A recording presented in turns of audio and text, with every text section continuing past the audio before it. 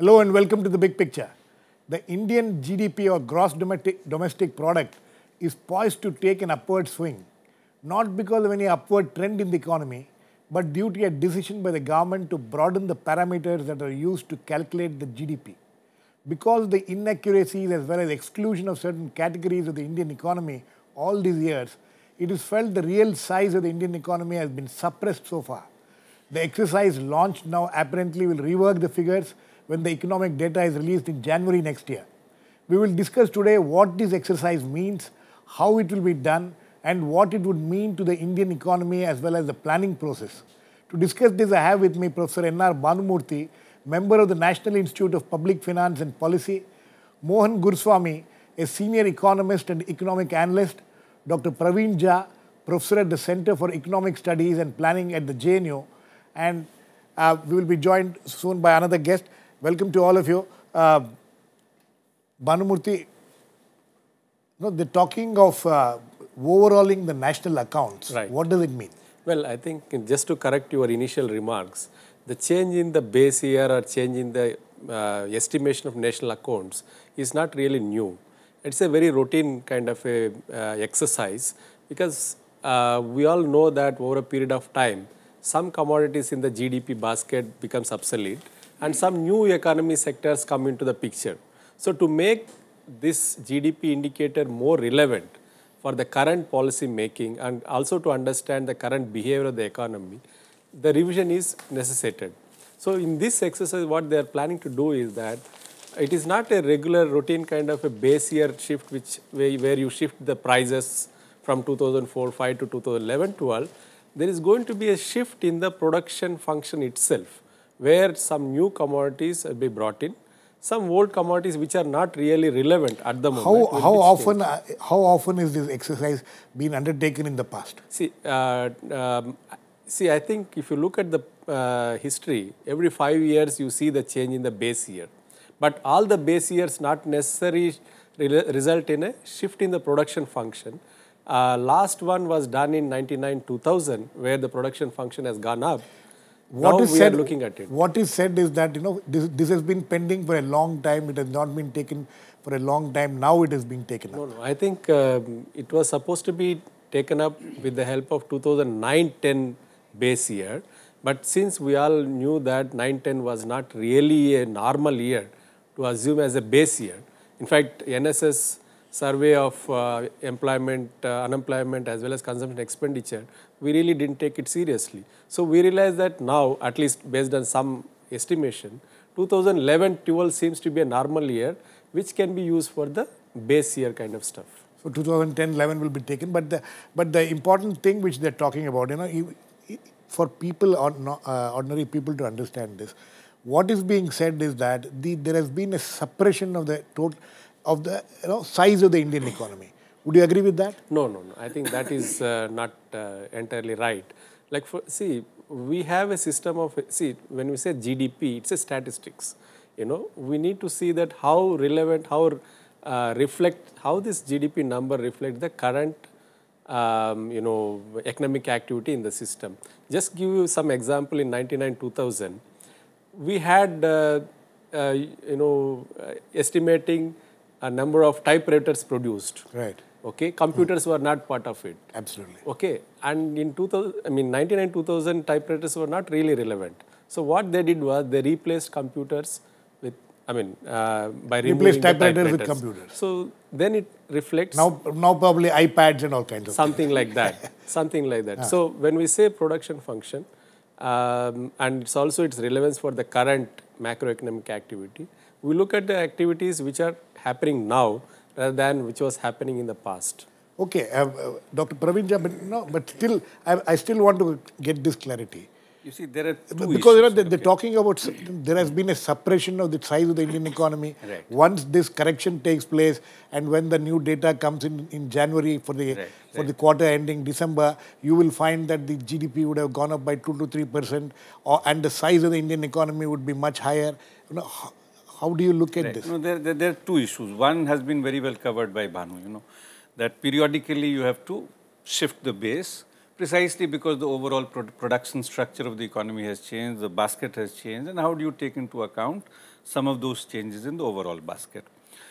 The second issue, and which has been part of, kind of a serious problem for India's official data systems and consequently policymakers, is whether, given the production structure at any point in time, whether you are able to capture it adequately or not. Right? Absolutely. Now, sorry to intervene.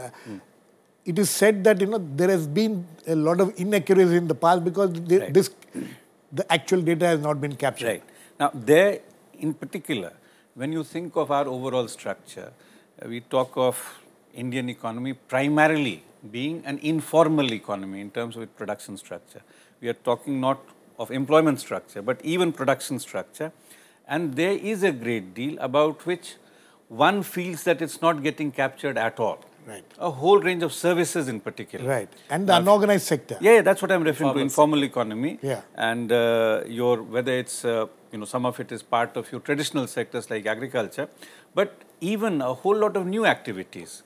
There has been this sort of, kind of an informed guess by a large number of economists that we tend to miss quite a lot of that unorganized sector, informal sector, etc., services in particular, but also manufacturing.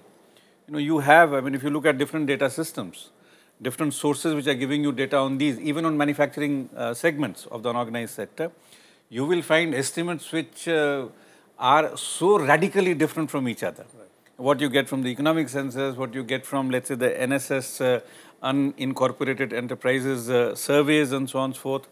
So clearly, there is a serious issue there. It's almost like an Achilles heel in some sense as regards, estimating our GDP. Our question is, do they have some way forward? Is that blueprint somewhere there, by which they can claim that simply by shifting the base, it's not going to happen? And Bhanu is absolutely right on that. But is there something in your overall blueprint which will allow you to move forward in that direction?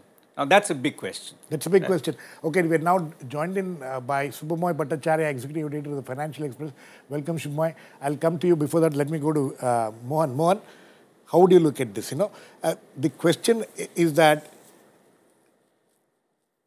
the assumption is that now there is going to be this significant increase in the GDP, as not just in the coming quarter, but even if they are going to start looking at it from the shifting the base year to 2011-12, what was the data then? Maybe it will get corrected now. Maybe actually the economy was not as bad as it was seen or shown in the past. Would you agree with that? First of all, GDP itself is a new economic concept. It only came in 1934 when Kuznets said that we must have a new method of seeing, of measuring well-being and the well-being of the economy. So we started collecting data, and then he started adding up and saying this is the total value of the goods and services produced. Right. Now, Praveen said it succinctly. He said that we don't capture everything, which is produced, goods or services. For instance, if you grow sugarcane, you capture the sugar extracted, you capture the cane grown, but there's bagasse which goes out. Or the molasses?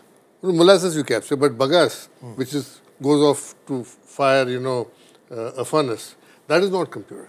There are so many things which are left out. So, it's to make it all, because even that is generating economic activity. Like you take this paper and throw it away. What is being said? It is still economic activity tomorrow. What is being said is that, especially in the agriculture sector, only 41 crops are, captured now is part of it.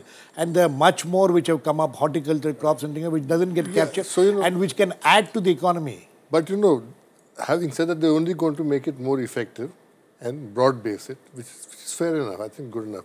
They're not shifting the method of computation. There are three methods of computation. You compute on the basis of consumption, or you compute on the basis of income, or you compute on the basis of expenditure. The Chinese, for instance, compute on the basis of expenditure. Now, I'm noticing something that, one of the members in the committee said that you must have work in process added into it. Right. Now, work in process does not fully reflect in consumption. How do you explain work in process? Work in process is something happening on the say floor. a road is being built No, or no, something, or what is being spent on that road. Road is being built, there's consumption of tar and all that Right. labor there. But in a factory, the goods are being processed. So, a lump of steel becomes a car. So when it's sitting on the assembly line, that's work in process. Right. And things are happening. So they want to add that data in also. I don't know, we might have a debate on that because, then, are you going to add inventories in? Because inventories are not consumption. Inventories are production, output. So, we'll have to be a little more circumspect in this because not enough material has come out on how they're going to do it. But I think it's a good idea to revise and broad base this. I think the time has come because I think there's a lot more prosperity in the country than the numbers tell you. So that means that, yes, Bhanumurthy. No, just to add. I'll come to you, Praveen. Yeah. No, I think just responding to your question, yes, the GDP will go up by whatever percentage it goes. You were talking of 2 to 3%, or even more. It may be more. Yeah. I mean, in the past, it was more than 8%, 9%. But in terms of growth rate, one should not expect any big change from what we have at the moment. Yes, Praveen. Yeah, this thing about the processes and so on and so forth, the point that, I think it's very important. Now, unless the methodology is something which is spelled out very clearly, right? We can easily get caught in a complete mess, right? And on this, we have very well-known practices, very well-established and very well-accepted practices, which have problems. For instance, UN System of Accounts. You had it in 93, then subsequently revised in 2009-10 and so on. Now, are we going to do something which is dramatically different from that if the kind of things which one might... And why are we doing it? No, doing it on is necessary. No, I think it's important. Yes. As all of us are saying that in any case, periodic revision simply because the overall production structure changes, it's important to do it. But the other thing is the methodology of doing it, right? And also in terms of coverage.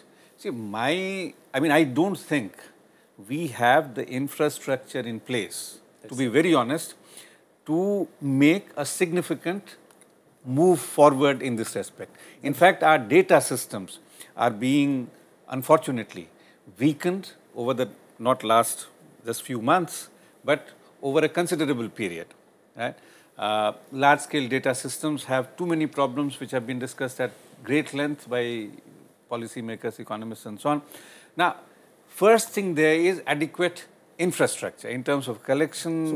Whether we have that or exactly. not is For instance, NSS, I'll tell you, close to 30-35% of them are casual workers, contract workers. And many of them are simply not equipped to handle those schedules.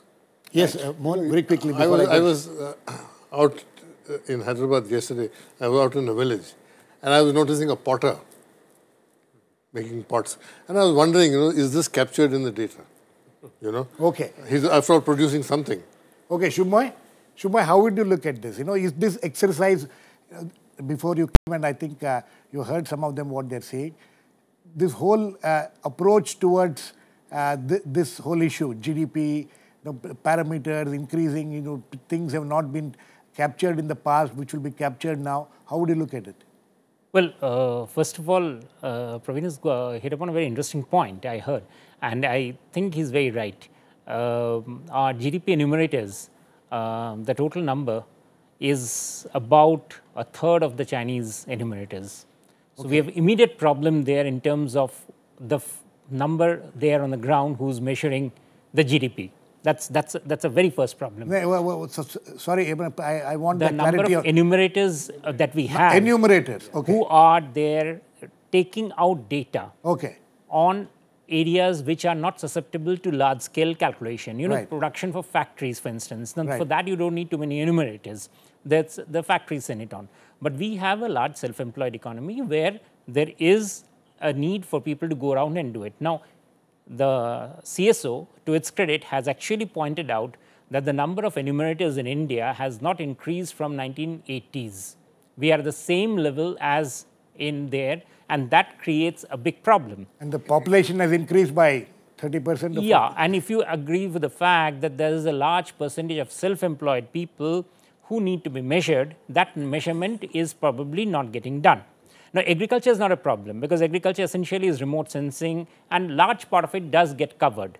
It is the problem in the small scale manufacturing or the micro manufacturing where there is a problem.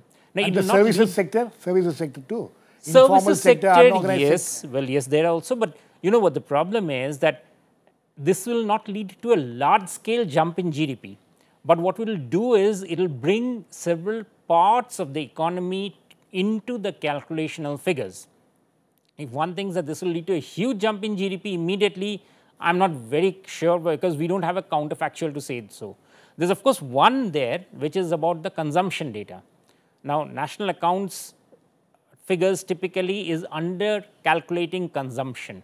So, there is a gap developing between our production and consumption data. So, to that extent, yes, those would get reconciled, but already estimates of GDP being made by independent agencies are factoring some of that differences and building in separate methodologies. Bhanu's team itself has been doing quite a bit of correction on through the India Link data, and they themselves have been coming out with quite a bit of estimates which are showing up the differences. But the differences, I also agree that there are also in other places. For instance, if you look at the GDP data, you'd look at, for instance, in a calculation of inventories, we are looking at the measurement term of errors and omissions is getting bigger and bigger. Now, that's because the DGCIS data and the RBI data of imports and exports, frankly, don't reconcile. And there are about 6-month gap between when those data gets reconciled, and these are big numbers. So, essentially, we are charting into new areas, and let's see what happens. Okay. Let me add just one other point, you know, to put things in better perspective. As per the most recent economic census information, which will be in public domain very soon, we have roughly about 4.6 crore manufacturing entities in this country, of which just about 3 lakhs is your organized sector. Right? We are talking just about 1% or so. Right. Yeah, being there 99% is, you know, in the domain where our knowledge is so limited. And Bhanumurthy, you know, what has been the impact of this kind of, you know, unavailability of data or not having taken into account these large sections?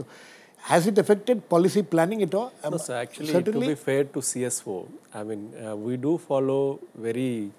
And in fact, it's a Bible for CSO. The system of national accounts of the UN system is a Bible for them.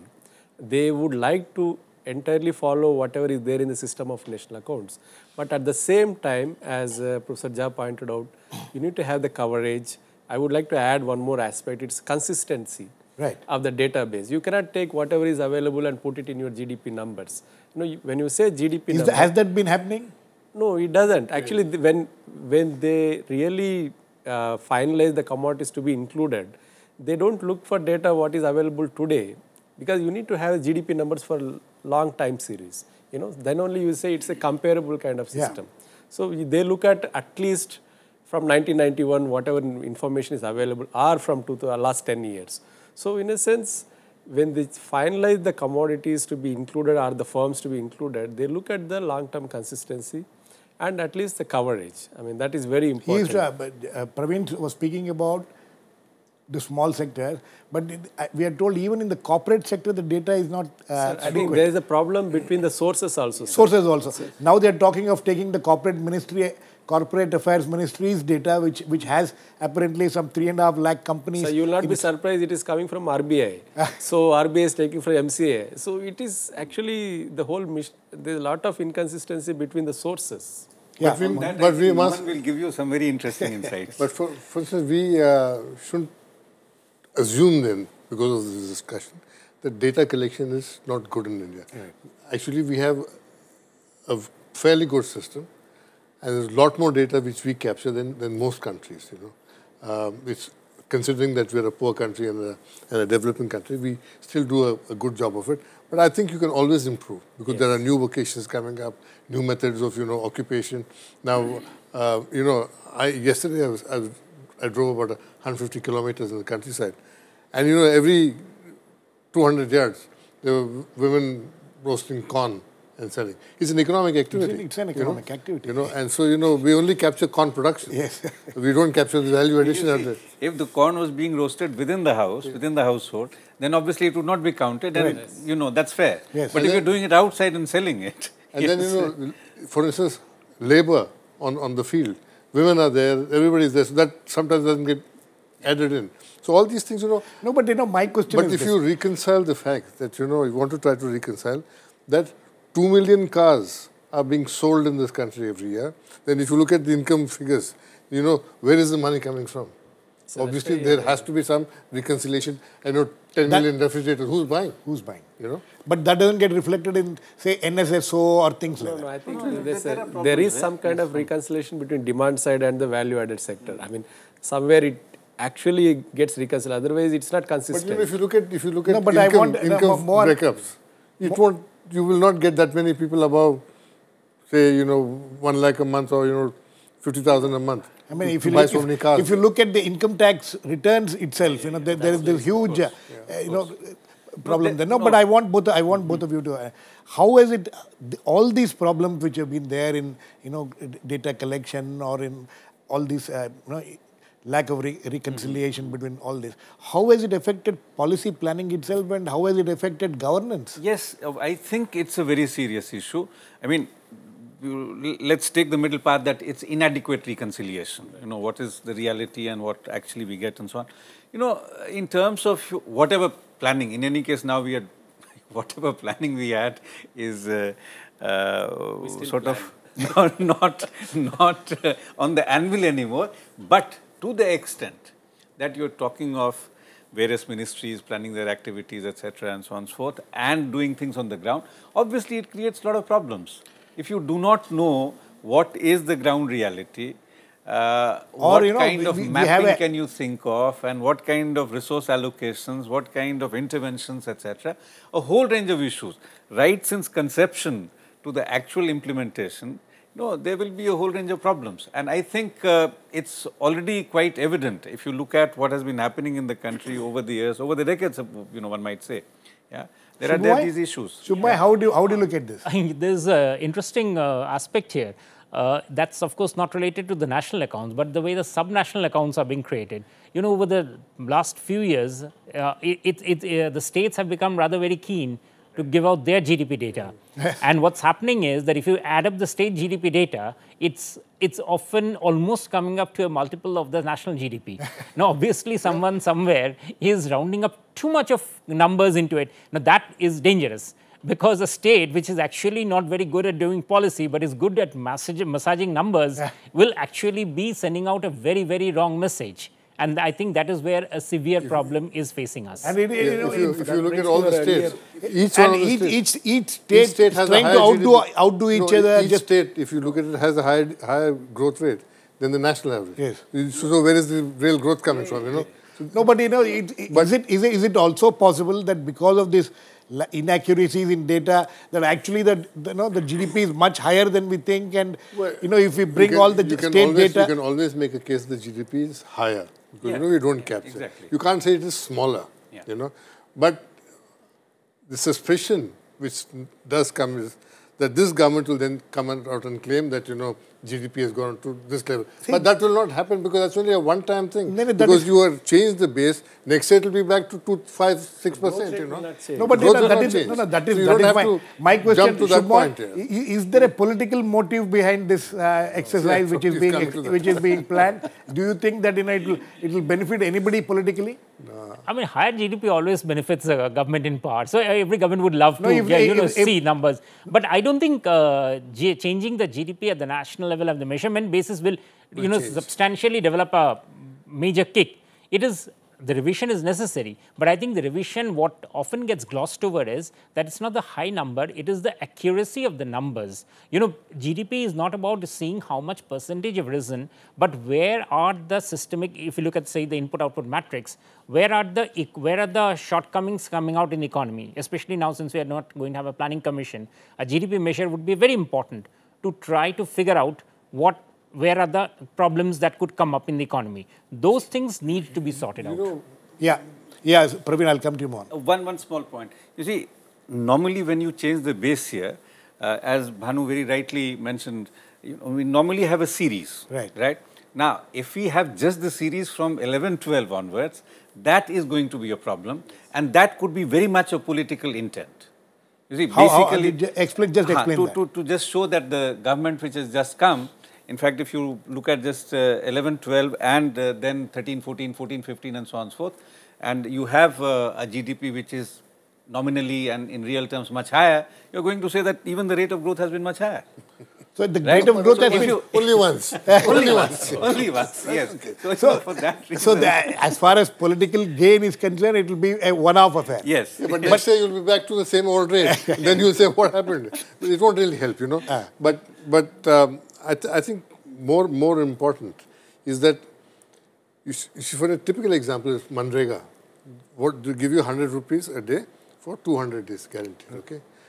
And you go to any part of rural India, you will not get labor for less than 250 a day. So, you know, what is this 100 rupees? Obviously, there's some notion that, you know, people have no work and, you know, they're all, it's very difficult to get labor in rural areas. But that is also, the argument is that this has happened after the Manrega has been introduced. This is in addition to Manrega. Manrega has come as an additional bonus. Nobody can live on Manrega. But, you know, what is the point? The point is that, you know, obviously there is a gap between data and policy. So you come with some incomplete data and you create a policy. For instance, if you take the poverty line, if you say 2,200 calories a day, then the emphasis would be to put a bag of wheat outside your house and say, this is 2,200 calories, and therefore I've taken care of poverty. But if you start adding inputs like quality of life and things like that, then the whole calculation changes and policy has to be aimed differently. So obviously, if you get more data, you'll make better policy because, you know, you have more inputs, more points of light to work on. Yeah. Okay, Bhanumurthy, the issue is that, you know, all these exercise, all of you agree that is necessary, but all of you also agree that whether we have the wherewithal to conduct this kind of a expanded exercise. Is that the point? As I said, given the constraints, what CSO tries to do is they tries to bring up statistics. Statistics by definition is an error. It has an error component. So they try to get a statistics which has a minimum error. I think that's what they are trying to do. But the problem is, I think what Subhomoy has rightly pointed out, at the state level or at the line ministry level, the respect for data, respect for statistics is very, very low.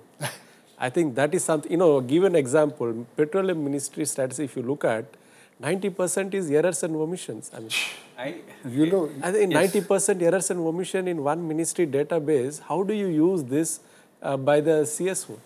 But you know, just now in Telangana, in the new state, the new chief minister ordered data collection on a massive scale.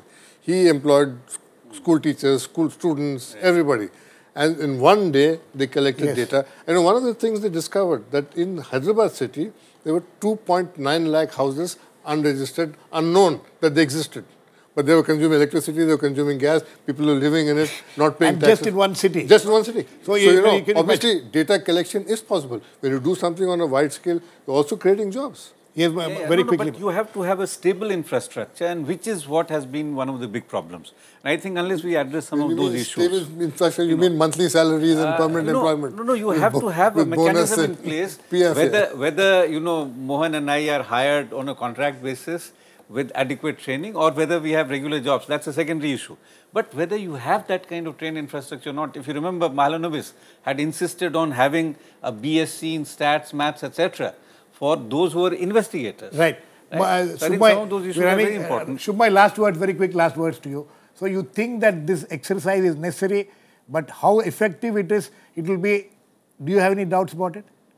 I have my doubts about the same problem which has happened last time out too. It's about measuring the self-employed. Unless we get more people on the ground and trained, the quality of the data will not improve. Okay.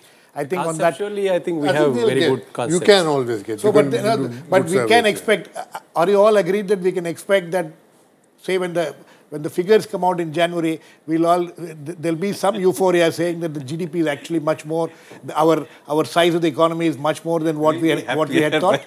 One, I can say that we will get a very representative GDP number for India, but the euphoria, I'm not really sure. Better. I think we might say somewhat better figures. Okay. I think on that note, we'll end. It has been an interesting discussion. We'll have to wait another few months. We'll know exactly what today we spoke about, how it will emerge when the actual numbers come out in January. Thanks to all my guests, Subhomoy Bhattacharya, Bhanumurthy, Praveen and Mohan Guruswamy. Please keep watching. We'll come back with another issue in Big Picture, same time tomorrow.